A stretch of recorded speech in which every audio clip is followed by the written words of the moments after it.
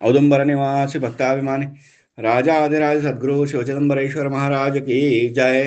दास राजा राम महाराज की जय। ಸಂತಶ್ರೇಷ್ಠ ರಾಜಾರಾಮಕೃತ ಮರಾಠಿ ಚಿದಂಬರ ಗಾಥಾದ ಸರಳ ಅನುವಾದಕರು ಪರಮ ಪೂಜ್ಯ ಶಂಕರ ದೀಕ್ಷಿತ ಗುರು ಮಹಾರಾಜರು ಕಕ್ಕಿಹಳ್ಳಿ. ಅಧ್ಯಾಯ 65. ಸಿದ್ದನಗವಿ.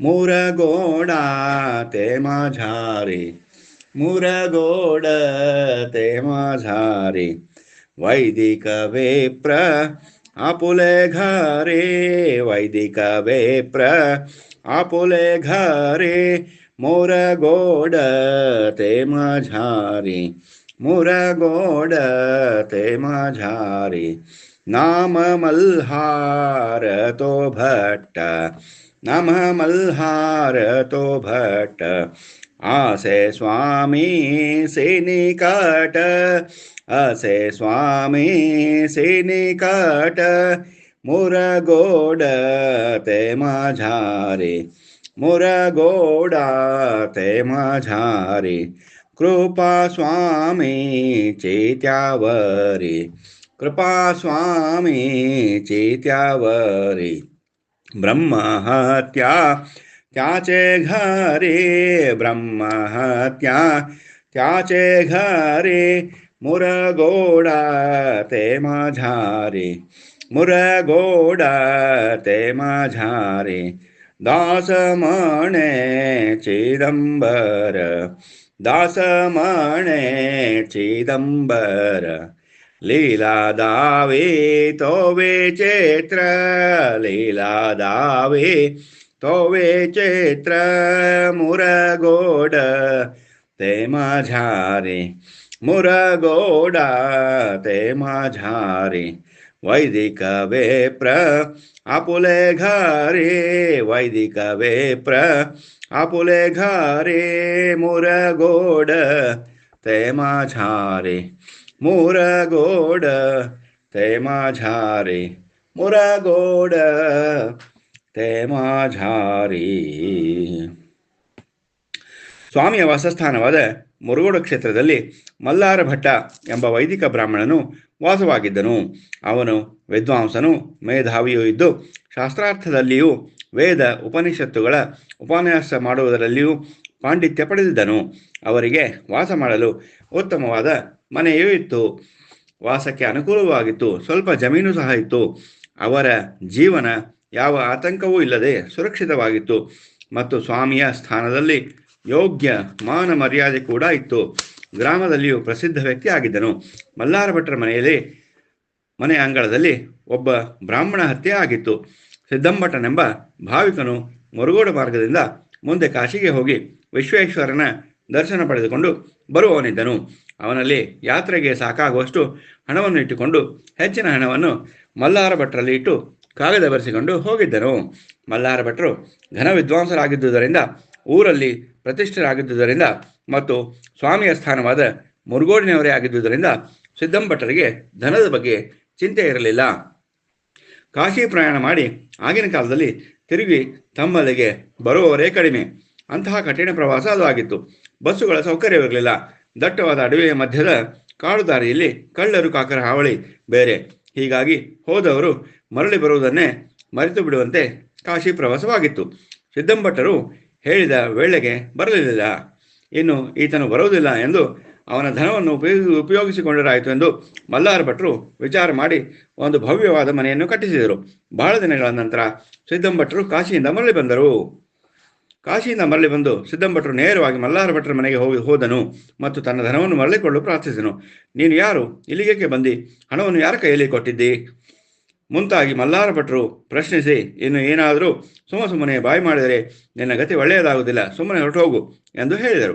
ಸಿದ್ದಂಭಟ್ಟರು ಗಾಬರಿಯಾಗಿ ಊರಿಗೆ ನಾನು ಯಾವ ಮೊರೆಯಿಂದ ಹೋಗಲಿ ಎಂದು ಅವನ ಅಂಗಳದಲ್ಲಿಯೇ ಆತ್ಮಹತ್ಯೆ ಮಾಡಿಕೊಂಡು ಪ್ರಾಣ ಬಿಟ್ಟನು. ಅವನೀಗ ಬ್ರಹ್ಮರಾಕ್ಷಸನಾಗಿ ರಾಮಭಟ್ಟರ ಮನೆಯಲ್ಲಿಯೇ ವಾಸವಾಗಿದ್ದನು. ಭವ್ಯವಾದ ಹೊಸ ಮನೆಯು ಕಳೆಗುಂದಿದಂತಾಗಿತ್ತು. ಆತ್ಮಹತ್ಯೆಯಾದ ತುಸು ದಿನಗಳಲ್ಲಿಯೇ ಅವನ ಹೆಂಡತಿಯಾದ ಮಾಳಸಾಬಾಯಿಯು ಆವೇಶಪೂರಿತವಾಗಿ ತೊಡಗಿದಳು. ಅಳುತ್ತಿದ್ದರೆ ಜೋರಾಗಿ ಅಳುತ್ತಲೇ ಇರೋಳು, ನಗುತ್ತಿದ್ದರೆ ಜೋರಾಗಿ ನಗುತ್ತಲೇ ಇರೋಳು ಮುಂತಾದ ಚಟುವಟಿಕೆಗಳು ಪ್ರಾರಂಭವಾದವು. ಪ್ರೀತಿಯಿಂದ ಇದ್ದು ಸಂಸಾರ ಸಾಗಿಸುತ್ತಿದ್ದ ದಂಪತಿಗಳು ಒಬ್ಬರಿಗೊಬ್ಬರು ಸೇರಿದಂತಾದರು. ಮತಭೇದ ಪ್ರಾರಂಭವಾಯಿತು. ಮಲ್ಲಾರ ಭಟ್ರನ್ನು ಅವಾಚ್ಯ ಶಬ್ದಗಳಿಂದ ಬೈಯುವುದಲ್ಲದೆ, ಮಲ್ಹಾರಿ, ನಿನ್ನನ್ನು ಮುಗಿಸಿಬಿಡುತ್ತೇನೆ ಎಂದು ಅನ್ನುತ್ತಾ ಅವನನ್ನು ಕಂಡರೆ ಹಲ್ಲು ಕಡಿಯುತ್ತಿದ್ದಳು. ಅವರಿಗೆ ಪಾದರಕ್ಷೆಯಿಂದ ಹೊಳೆಯು ಹತ್ತಿದಳು. ಹಗಲು ರಾತ್ರಿ ಎನ್ನದೆ ಮಲ್ಲಾರ ಭಟ್ರಿಗೆ ಕಪಾಳ ಮೋಕ್ಷ ಆಗತೊಡಗಿತು. ಇದರಿಂದಾಗಿ ಪತಿ ಪತ್ನಿಯು ಮಾತಾಡುವುದಿರಲಿ, ಊಟ ಉಪಚಾರವು ನಿಂತು ಹೋಗಿ ಸಂಸಾರ ತಾಪತ್ರಯಗಳ ಬೀಡು ಆಗತೊಡಗಿತು. ಬ್ರಾಹ್ಮಣನಿಗೆ ಬರುತ್ತಾ ಮನೆಯಲ್ಲಿ ಮಲಗುವುದು ಅಸಾಧ್ಯವಾಯಿತು. ಮಲಗಿದಾಗ ಮೈಮೇಲೆ ಬಂದು ಕುಳಿತು, ಹೇ ಮಲ್ಹಾರಿ, ನಿನ್ನ ಕುತ್ತಿಗೆ ಹೆಚ್ಚುಕುವೆನೆಂದು ಅನ್ನುತ್ತಿದ್ದಳು. ಅವಳಿಂದ ತಪ್ಪಿಸಿಕೊಂಡು ಬರಬೇಕಾದರೆ ಸಾಕು ಬೇಕಾಗಿ ಹೋಗುತ್ತಿತ್ತು. ಮನೆಯಲ್ಲಿ ಮಲಗುವುದನ್ನೇ ಬಿಟ್ಟು ಬಿಟ್ಟರು. ಇನ್ನು ಮುಂದೆ ಹೇಗೆ ಇವಳನ್ನು ದಾರಿಗೆ ತರುವುದು? ನನ್ನನ್ನು ನೋಡಿದರೆ ಸಾಕು ಹಲ್ಲು ಕಡಿಯುತ್ತಾ ಪಾದರಕ್ಷೆಯೇ ಹಿಡಿಯೋಳು. ನನಗೆ ಜೀವನವೇ ಬೇಸರವಾಗಿದೆ. ಸ್ವಾಮಿಯ ಮುಂದೆ ಇದನ್ನು ತಿಳಿಸಿದರೆ ಪ್ರತಿದಿನ ಅವರ ಹತ್ತಿರವೇ ಇರುವ ನನ್ನ ಪ್ರತಿಷ್ಠೆಗೆ ಕುಂದು ಬರುವುದು ಎಂದು ಈವರೆಗೆ ಸಹನ ಮಾಡಿಕೊಂಡಿದ್ದನು. ಆದರೆ ಇಂದು ಮಾಳಸಾಬಾಯಿ ಚಪ್ಪಲಿನಿಂದ ಹೊಡೆಯುವುದಷ್ಟೇ ಅಲ್ಲ, ದಾರಿಯುದ್ದಕ್ಕೂ ಬಹುದೂರ ಮಲ್ಲಾರ ಭಟ್ರನ್ನು ಹೊಡೆಯಲು ಬೆನ್ನು ಹತ್ತಿದ್ದರಿಂದ ಮಲ್ಲಾರ ಭಟ್ರು ತಮಗೆ ಶಕ್ಯವಿದ್ದಷ್ಟೇ ವೇಗವಾಗಿ ಓಡಿ ತಪ್ಪಿಸಿಕೊಂಡು ಅನಿವಾರ್ಯವಾಗಿ ಸ್ವಾಮಿಯ ಸನ್ನಿಧಾನಕ್ಕೆ ಬಂದರು. ಸ್ವಾಮಿಯ ಸನ್ನಿಧಾನದಲ್ಲಿ ನಿರ್ವಾಹವಿಲ್ಲದೆ ಎಲ್ಲ ವೃತ್ತಾಂತವನ್ನು ತಿಳಿಸಿದನು. ಇದರಿಂದ ನನ್ನನ್ನು ಮುಕ್ತಗೊಳಿಸಿರಿ ಎಂದು ಪಾದದ ಮೇಲೆ ಬಿದ್ದು ಉರುಳಾಡಿದನು. ಮಲ್ಲಾರ ಭಟ್ರು ಸ್ವಾಮಿಗೆ ನಮಸ್ಕರಿಸಲು ಕೂಡ ಹಿಂದೆ ಮುಂದೆ ನೋಡುತ್ತಿದ್ದರು. ಏಕೆಂದರೆ ಇದು ಸಹ ಅವರ ಪ್ರತಿಷ್ಠೆಗೆ ಕುಂದು ಬರುವುದೆಂದು ಭಾವಿಸಿದ್ದರು. ತನ್ನ ಪ್ರಾಣ ಇನ್ನು ಉಳಿಯದು, ಈ ಕಷ್ಟವನ್ನು ಸಾಗಿಸುವುದು ಅಸಾಧ್ಯವೆಂದು ತಿಳಿದು ಅನಿವಾರ್ಯವಾಗಿ ಸ್ವಾಮಿಯ ಮುಂದೆ ತಲೆ ಬಗ್ಗಿಸಿದ್ದರು. ಸ್ವಾಮಿ, ನೀವೇ ನನ್ನನ್ನು ಇದರಿಂದ ಪಾರು ಮಾಡಬೇಕೆಂದು ವಿನಂತಿಸಿಕೊಂಡರು. ಸ್ವಾಮಿಗೆ ತಿಳಿಸಿದ ನಂತರವೂ ಮಾಳಸಾಬಾಯಿ ಇವರನ್ನು ಕೆಳಗೆ ಕೆಡವಿ ಪಾದರಕ್ಷೆಯಿಂದ ಹೊಡೆಯ ಹತ್ತಿದ ನಂತರ ಸ್ವಾಮಿಗೆ ಅಂತಃಕರಣ ಮರುಕ ಉಂಟಾಯಿತು. ಇನ್ನು ಇದನ್ನು ಇಷ್ಟಕ್ಕೆ ಬಿಡಬಾರದು ಎಂದು ಸ್ವಾಮಿಯು, ಮಲ್ಲಾರ ಭಟ್ರೆ, ನಿಮ್ಮ ಪತ್ನಿಯನ್ನು ನಮ್ಮಲ್ಲಿಗೆ ಕರೆದುಕೊಂಡು ಬನ್ನಿರಿ, ಎಲ್ಲವನ್ನು ಸರಿ ಮಾಡಿ ನಿಮ್ಮ ತೊಂದರೆಯನ್ನು ಪರಿಹರಿಸುವೆ ಎಂದು ಆಜ್ಞೆ ಮಾಡಲು ಮಲ್ಲಾರ ಭಟ್ರು ಆನಂದಿತರಾಗಿ ಪತ್ನಿಯನ್ನು ಕರೆದೊಯ್ಯಲು ಮನೆಗೆ ಬಂದರು. ಪತ್ನಿಯು ಮನೆಯಲ್ಲಿಯೇ ಕುಳಿತಿದ್ದಳು. ತಕ್ಷಣ ಬ್ರಹ್ಮರಾಕ್ಷಸವು ಅವಳ ಮೈಯಲ್ಲಿ ಬಂದು ಗುರುಗುಟ್ಟು ಹತ್ತಿದಳು. ಮಲ್ಲಾರ ಭಟ್ರು ಆಕೆಯ ಸ್ಥಿತಿಯನ್ನು ನೋಡಿ ಸಮೀಪಕ್ಕೆ ಹೋಗಲು ಕೂಡ ಹೆದರಿದರು. ಕರ್ಕಶಳಾಗಿ ಒದರಿ ಆಕೆಯೇ ಸಮೀಪಕ್ಕೆ ಬಂದು ಹೊಡೆಯಲು ಪ್ರಾರಂಭಿಸಿದಳು. ಅಷ್ಟರಲ್ಲಿ ತಪ್ಪಿಸಿಕೊಂಡು ದೂರ ಮನೆ ಬಿಟ್ಟು ಹೊರಗೆ ಹೋಗಿ ನಿಂತನು. ಇನ್ನು ಇವಳ ಹತ್ತಿರ ಹೋಗುವುದೆಂದರೆ ಮರಣವು ಖಂಡಿತ ಎಂದು ವಿಚಾರ ಮಾಡಿ ಸ್ವಾಮಿ ಹತ್ತಿರ ಒಂದು, ಸ್ವಾಮಿ, ಅವಳನ್ನು ಕರೆತರುವುದು ನನ್ನಿಂದ ಸಾಧ್ಯವಾಗದು. ನನಗೆ ಅಂಜಿಕೆಯಿಂದ ಅವಳನ್ನು ನೋಡಲು ಸಾಧ್ಯವಿಲ್ಲ. ಹೇಗೆ ಮಾಡಲಿ ಸ್ವಾಮಿ? ತಾವೇ ಇದನ್ನು ಹೇಗಾದರೂ ಮಾಡಿ ಪರಿಹರಿಸಬೇಕೆಂದು ನಿವೇದಿಸಿಕೊಂಡನು. ಸ್ವಾಮಿಯು ಮಲ್ಲಾರ ಭಟ್ರಿಗೆ, ಮಲ್ಲಾರ ಭಟ್ರೆ, ನಿಮ್ಮ ಕರ್ಮ ಎಷ್ಟು ಗಹನವಾಗಿದೆ ಗೊತ್ತಿದೆಯೇ?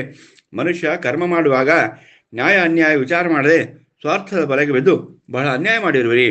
ನಿಮ್ಮ ಸಾಮರ್ಥ್ಯ ಉಪಯೋಗಿಸಿಕೊಂಡು ಮುಂದೆ ಬರುವ ಪ್ರತಿಫಲವನ್ನು ಲಕ್ಷಿಸದೆ ಮನ ಬಂದಂತೆ ನಡೆದುಕೊಂಡಿರುವಿರಿ. ಅದರ ಪ್ರತಿಫಲವನ್ನು ನೀವು ಊಟ ಮಾಡಬೇಕಾಯಿತು. ಈಗ ನೀನು ಚಿದಂಬರ ನಾಮಸ್ಮರಣೆ ಮಾಡುತ್ತಾ ಮನೆಯೊಳಗೆ ಹೋಗು. ನಿನ್ನ ಹೆಂಡತಿಯನ್ನು ಕಂಡ ಕೂಡಲೇ ನನ್ನ ಆಜ್ಞೆಯನ್ನು ತಿಳಿಸು. ಅವಳು ಅವಶ್ಯವಾಗಿ ಇಲ್ಲಿಗೆ ಬರುವಳು. ಪ್ರತಿಷ್ಠಿತರಾದ ಮಲ್ಲಾರ ಭಟ್ರು ವಿದ್ವಾನರು, ವೇದಶಾಸ್ತ್ರ ಅಭ್ಯಾಸ ಮಾಡಿದವರೇ, ಎಲ್ಲರಿಗೂ ಪರಿಚಿತರು. ಚಿದಂಬರ ಮಹಾಸ್ವಾಮಿಗೆ ನಮಸ್ಕರಿಸಿದರೆ ನನ್ನ ಮರ್ಯಾದೆಗೆ ಕುಂದು ಬರುವುದು ಎಂದು ತಿಳಿದವರು ಆಗಿದ್ದರೂ ಸಹ ಈಗ ನಿರ್ವಾಹವಿಲ್ಲವಾಯಿತು. ಚಿದಂಬರ ಮಹಾಸ್ವಾಮಿಗಳವರಿಗೆ ಮೇಲಿಂದ ಮೇಲೆ ನಮಸ್ಕಾರ ಮಾಡತೊಡಗಿದರು. ಚಿದಂಬರನ ಧ್ಯಾನ ಇಲ್ಲಿಂದಲೇ ಮಾಡುತ್ತಾ ಹೋಗಿ ಪತ್ನಿಗೆ ಚಿದಂಬರ ಆಜ್ಞೆಯನ್ನು ತಿಳಿಸಿದನು. ಭಟ್ಟರಿಗೆ ನನ್ನ ನಾಮಬಲದಿಂದ ನಿನಗೇನೂ ಆಗುವುದಿಲ್ಲ, ಭಯಪಡಬೇಡ ಎಂದು ಮೊದಲೇ ಧೈರ್ಯ ಕೊಟ್ಟು ಕಳಿಸಿದ್ದರು. ಇಲ್ಲವಾದರೆ ಅವಳನ್ನು ನೋಡಿದ ಕ್ಷಣವೇ ಓಡಿಬಿಡುತ್ತಿದ್ದರು. ಈಗ ಸ್ವಾಮಿ ಆಜ್ಞೆಯನ್ನು ಕೇಳಿದ ತಕ್ಷಣವೇ ಕೈಯಲ್ಲಿನ ಪಾದರಕ್ಷೆ ಬಿಸಾಕಿ ತನ್ನ ಉದ್ಧಾರದ ವೇಳೆ ಸಮೀಪಿಸಿತು ಎಂದು ಮಲ್ಲಾರ ಭಟ್ರು ಪಾದಕ್ಕೆ ಎರಗಿದಳು. ಭಟ್ಟರು, ಇದೇನು? ಪಾದರಕ್ಷೆಯಿಂದ ನನ್ನ ಕಪಾಳ ಮೋಕ್ಷ ಮಾಡುವವಳು ನಮಸ್ಕಾರ ಮಾಡಿದಳು. ಸ್ವಾಮಿಯಲ್ಲಿ ಇಲ್ಲಿ ವಿಚಿತ್ರವಾದುದು ಎಂದು ಉಭಯತರು ಸ್ವಾಮಿಯ ಕಡೆಗೆ ಬಂದರು. ಚಿದಂಬರ ಸ್ವಾಮಿಗಳು ಸಿದ್ದಂಭಟ್ರಿಗೆ, ಹೇ ವಿಪ್ರನೇ, ಇವರನ್ನು ಬಿಟ್ಟು ಬಿಡು, ಬಹಳ ತೊಂದರೆ ಅನುಭವಿಸಿದ್ದಾರೆ. ಮಾಳಸಾಬಾಯಿಯ ಮೈಯಲ್ಲಿದ್ದ ಅವನು, ಆಗಲಿ ಸ್ವಾಮಿ, ನಿನ್ನ ಆಜ್ಞೆ ಪಾಲಿಸುವೆನು, ನನ್ನ ಉದ್ಧಾರವು ಎಂತು ಎಂದು ಕೇಳಲು ಸ್ವಾಮಿಯು, ನಿನ್ನ ಇಚ್ಛೆ ಏನಿರುವುದು ಎಂದು ಕೇಳಲು, ದೇವ, ನಿನಗೆ ಗೊತ್ತಿಲ್ಲದ ವಿಷಯ ಯಾವುದು? ನಾನು ಏನನ್ನೂ ಕೇಳುವುದಿಲ್ಲ. ನಿಮ್ಮ ಚರಣಕ್ಕೆ ನಮಸ್ಕರಿಸುವೆ. ನಿಮ್ಮ ದರ್ಶನದಿಂದ ನನ್ನ ವಿಷಯ ವಾಸನೆಗಳೆಲ್ಲ ಮುಗಿದು ಹೋದವು ಎಂದು ಹೇಳಲು ಸ್ವಾಮಿ ಕೃಪಾಶೀರ್ವಾದ ಮಾಡಿ ಸಿದ್ದಂಭಟ್ರಿಗೆ ಜೀವನ್ಮುಕ್ತಿಯನ್ನು ನೀಡಿದರು. ಮಾಳಸಾಬಾಯಿಗೆ ಸ್ವಾಮಿಗಳು, ತಾಯಿ, ನಿನ್ನಲ್ಲಿ ಈಗ ಯಾವ ಆವೇಶವೂ ಇಲ್ಲ. ಮಲ್ಲಾರ ಭಟ್ರು ಮತ್ತು ನೀನು ಪತಿಪತ್ನಿಯರಾಗಿ ಮೊದಲಿನಂತೆ ಸುಖವಾಗಿ ಬಾಳಿರಿ, ಸಂತೋಷದಿಂದ ಕಾಲ ಕಳೆಯಿರಿ. ನೀವೀರುವರು ಈ ಗ್ರಾಮದ ಸಮೀಪದ ಪರ್ವತದಲ್ಲಿ ಗುಡ್ಡವನ್ನು ಕೂಡಿಸಿ ದೇವಾಲಯ ನಿರ್ಮಿಸಿರಿ. ಸಿದ್ದಂಭಟ್ಟರಿಂದ ಅಪಹರಿಸಿದ ದುಡ್ಡನ್ನು ಇದಕ್ಕಾಗಿ ಖರ್ಚು ಮಾಡಿರಿ. ಈಶ್ವರ ಪ್ರತಿಷ್ಠಾಪನೆ ಮಾಡಿ ಬ್ರಾಹ್ಮಣ ಭೋಜನ ಮಾಡಿಸಿರಿ. ಆ ಪರ್ವತದ ಗುಹೆಗೆ ಸಿದ್ಧನ ಗುಹೆ ಎಂದು ನಾಮಕರಣ ಮಾಡಿರಿ ಎಂದು ಹೇಳಿ ಅವರಿಗೆ ಕೃಪಾಶೀರ್ವಾದ ಮಾಡಿದರು. ಆದುದರಿಂದ ಯಾವುದೇ ಕಾರ್ಯ ಮಾಡುವಾಗ ಇದು ಒಳ್ಳೆಯದು ಕೆಟ್ಟದ್ದು ಎಂದು ವಿಚಾರ ಮಾಡಿ ಮದಾಂಧತೆಯನ್ನು ಬಿಟ್ಟು ನಡೆಯಬೇಕು ಎಂಬುದನ್ನು ಸ್ವಾಮಿಗಳವರು ತೋರಿಸಿಕೊಟ್ಟರು. ಶ್ರೀ ಸದ್ಗುರು ಚಿದಂಬರಾರ್ಪಣಮಸ್ತು. ಶ್ರೀ ಸದ್ಗುರು ಶಂಕರ ಸತ್ಸಂಗ ಯೂಟ್ಯೂಬ್ ಚಾನಲ್.